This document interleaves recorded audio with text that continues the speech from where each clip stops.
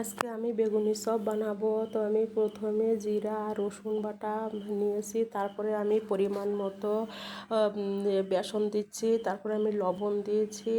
এবার আমি লবণ লবণ দিয়ে তারপরে আমি ধনিয়া গুঁড়া দিয়েছি, শুকনো মরিচের গুঁড়া দিয়ে দিব,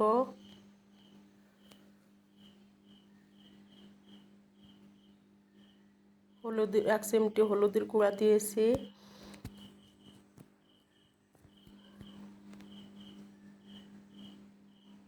এখন আমি পরিমাণ মতো পানি দিয়ে বেসনটা ভালোভাবে গুলিয়ে নেব।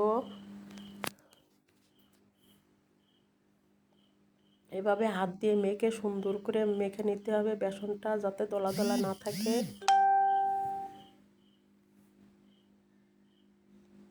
বেসনটা মাখা হয়ে গেছে, এভাবে আঙুল দিয়ে চেক করে নেবেন ঘন পাতলা কতটুকু হলো।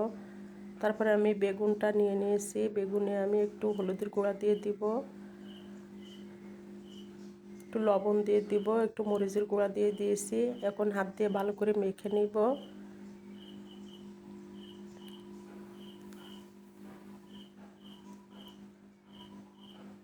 এভাবে ভালো করে মেখে আমি চুলায় ফ্রাই প্যান দিয়ে তেল দিয়ে দিয়েছি। মানে বেগুনটা বেসনে ডুবিয়ে আমি তেলে দিয়ে দিয়েছি। এখন এপিট ওপিট লাল লাল করে ভেজে নিব। বিকালের নাস্তায় আপনারা বেগুনির সাথে চায়ের সাথে বেগুনি খাইতে পারেন, ভালো লাগবে। তো আমার বেগুনিটা লাল লাল করে ভাজা হয়ে গেছে, আমি একে একে সব বেগুনিগুলো এভাবে লাল লাল করে ভেজে নিয়ে উঠিয়ে নিব।